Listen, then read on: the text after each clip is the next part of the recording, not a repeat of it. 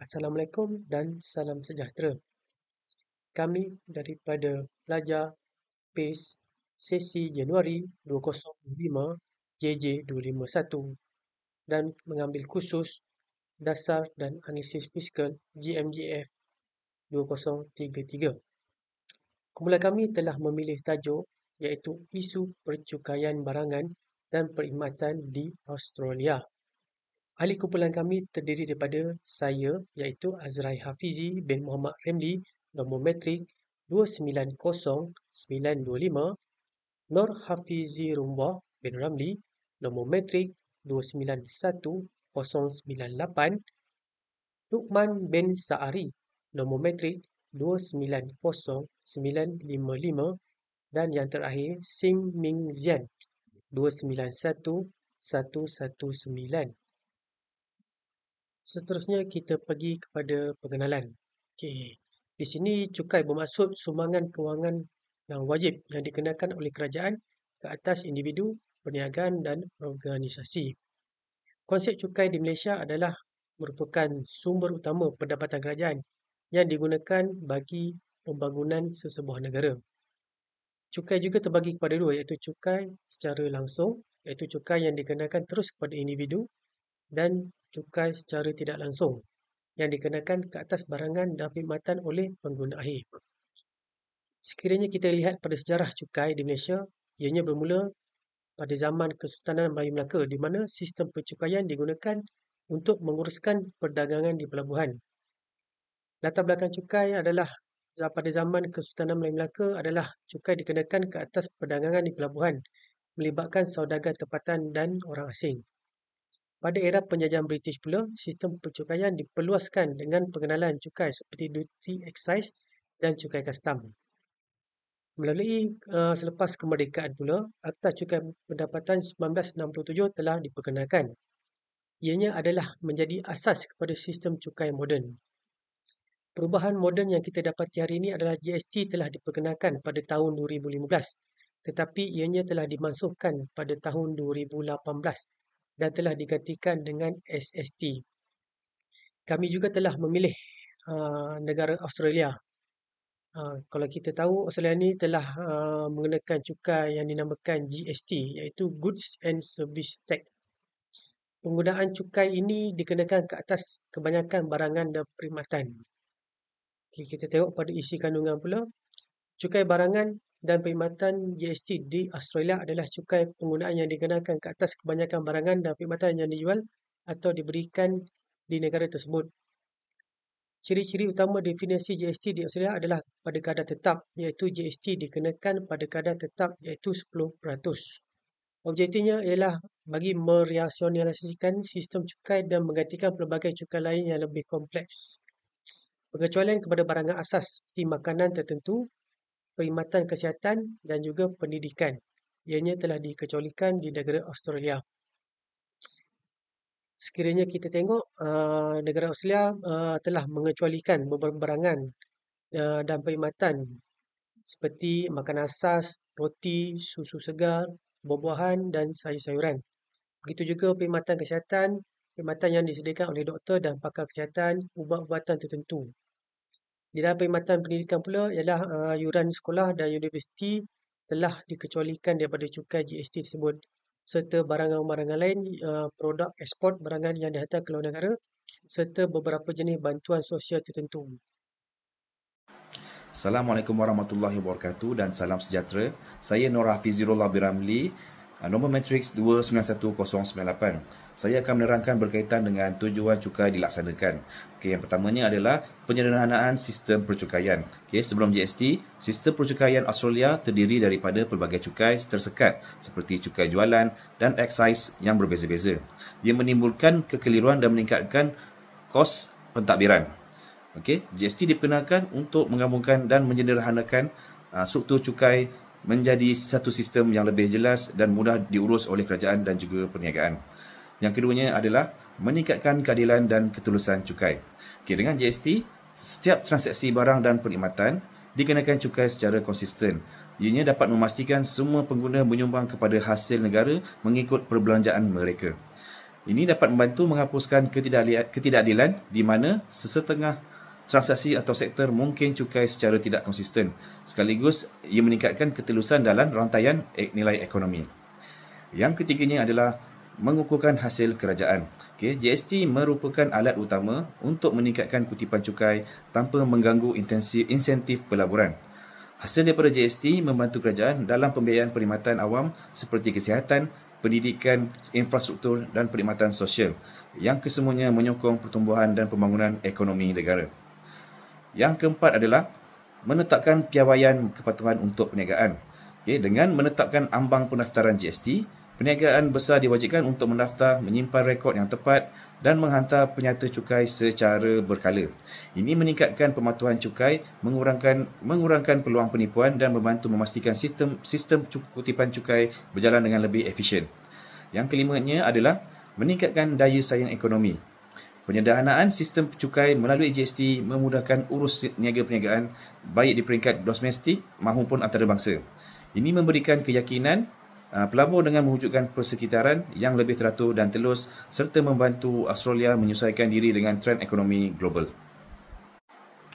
Di negara Australia, cukai barang dan perkhidmatan merupakan sejenis cukai nilai tambah yang dikenakan atas kebanyakan barang, perkhidmatan dan import. Sistem ini direka untuk mengenakan cukai pada nilai tambah pada setiap peringkat rantaian pengeluaran dan penjualan dengan beban cukai akhirnya dipikul oleh pengguna akhir. Berikut 3 aspek utama iaitu teknik cukai, asas cukai dan struktur kadar cukai GST di Australia. Yang pertamanya adalah teknik cukai GST di Australia. Pengutipan dan pemungutan GST dikenakan melalui mekanisme pemungutan sendiri iaitu self-assessment.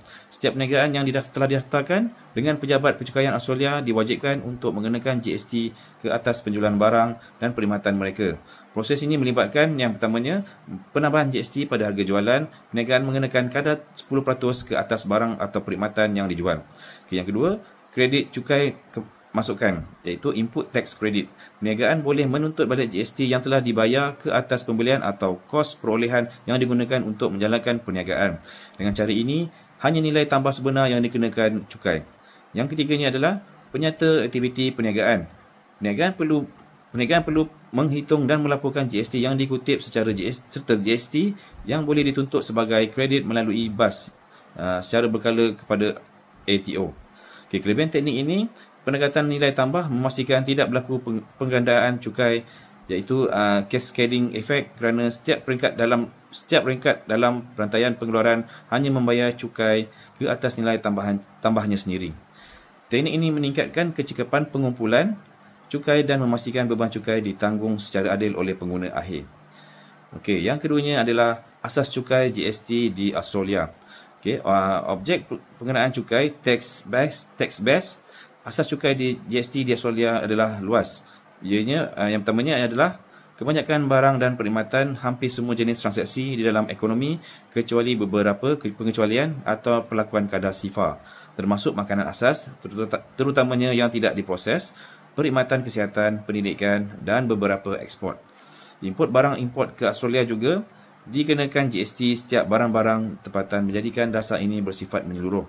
Prinsip asas dengan mempunyai asas cukai yang luas, kerajaan memastikan hasil yang stabil dan menyeluruh. Ini dapat menyumbang kepada keadilan beban cukai di mana setiap pembelian atau penggunaan memberi sumbangan kepada hasil kerajaan. Manakala pengecualian disediakan untuk menyokong keperluan asas rakyat seperti makanan, kesihatan dan pendidikan. Yang ketiganya adalah struktur kadar cukai GST di Australia.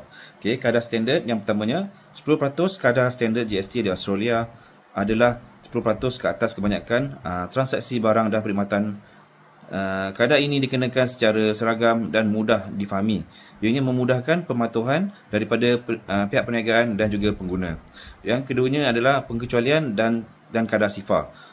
Barang atau perkhidmatan GST bebas ataupun kadar SIFA setengah kategori seperti barangan makanan asas, perkhidmatan kesihatan atau pendidikan tertentu dikecualikan daripada GST atau dikenakan kepada kadar SIFA. Ini dimasukkan untuk mengurangkan beban kos terhadap keperluan asas rakyat. Yang ketiganya adalah implikasi pendaftaran. Perniagaan yang beredar dengan perolehan tahunan melebihi ambang yang ditetapkan diwajibkan mendaftar untuk GST. Dengan itu, mereka akan terus menghitung GST kualat dan menuntut kredit masukan dengan bagi pembelian perniagaan. Satu mekanisme yang menyokong keadilan dalam pengumpulan dan pemindahan cukai. Sekian, terima kasih. Assalamualaikum dan salam sejahtera. Di Australia, sistem cukai, terutama sistem cukai barangan dan perkhidmatan, telah direka bagi menegakkan prinsip berikut, iaitu prinsip keadilan dan prinsip kecekapan melalui beberapa mekanisme dalaman yang penting. Di mana dalam prinsip keadilan ni pengenaan adalah mengikut nilai tambah, pengecualian dan kadar sifat adalah untuk keperluan asas sahaja. Prinsip kecekapan ni adalah mekanisme self-assessment dan input tax credit lah, di mana sistem GST di Australia bergantung kepada mekanisme self-assessment, di mana perniagaan dikatakan adalah untuk mengira, mengenakan dan melaporkan GST melalui borang aktiviti perniagaan. Pengenaan berdasarkan nilai tambah ni adalah GST hanya dikenakan pada nilai tambah yang dihasilkan di setiap peringkat pengeluaran dan pengedaran, dan pengecualian untuk keperluan asas. Bagi memastikan keadilan sosial, sistem GST menyediakan pengecualian ataupun kadar sifar untuk barangan dan perkhidmatan seperti makanan, kesihatan dan pendidikan. Ini adalah bagi meringankan beban ke atas golongan yang kurang berkemampuan dan memastikan akses kepada keperluan asas tidak terganggu oleh kutipan cukai. Implikasi kepada kerajaan lah, di mana terdapat beberapa implikasi. Yang pertama adalah sumber hasil yang statistik, di mana GST merupakan salah satu sumber hasil utama kerajaan. Dengan asas cukai yang luas dan kadar yang konsisten, ia menyediakan aliran pendapatan yang stabil. Dan yang kedua adalah kecekapan dalam pentadbiran cukai yang menggunakan mekanisme self-assessment melalui borang aktiviti tadilah, iaitu borang aktiviti perniagaan. Dan yang ketiga adalah flexibility dasar fiskal.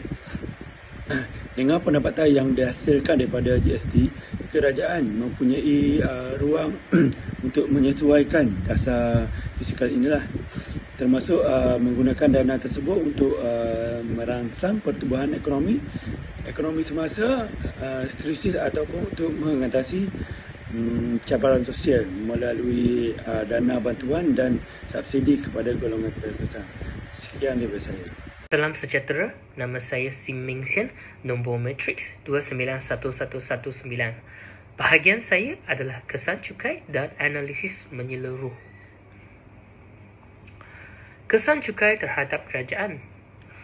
Sumber utama pendapatan. Cukai seperti cukai pendapatan, GST dan cukai korporat merupakan asas kewangan kerajaan untuk membiayai perkhidmatan awam, infrastruktur dan program kesejahteraan sosial. Selain daripada itu, kestabilan hasil. Struktur cukai yang konsisten seperti GST 10% di Australia, dia membantu mengekalkan aliran hasil stabil, berfungsi sebagai penstabil automatik semasa turun naik ekonomi. Ketiga adalah pengaruh terhadap bajet.